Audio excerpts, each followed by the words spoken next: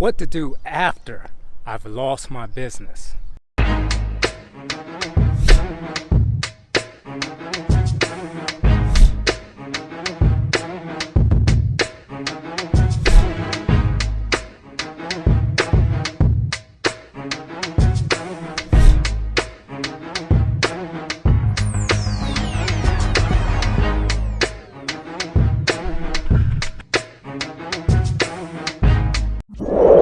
Lost your business.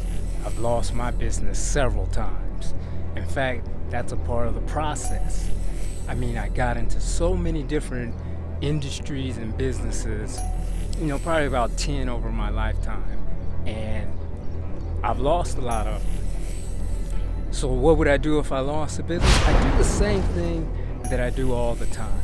I simply start building my new business credit. That's it. I'm trying to tell you, it's a system. So even if your business fails, when your business fails, because you're not going to get it right the first few times. When your business fails, when those loans come due, when all those problems, your employees want to sue you, or something out the blue comes and tries to take you out that you didn't even foresee in business, and you have to bankrupt, shut it down, and start all over, how are you going to do that? What's your system in place for that? Because that system is more important than the business in which you're in, period. That's the superior system. If I can set up and start any business, and if it fails or succeeds, it doesn't matter. I'm not worried about whether I can get O.P.M or not. I know the system on which to do. So what specifically would I do? Specifically in our system, we start setting up and getting what's called vendor credit.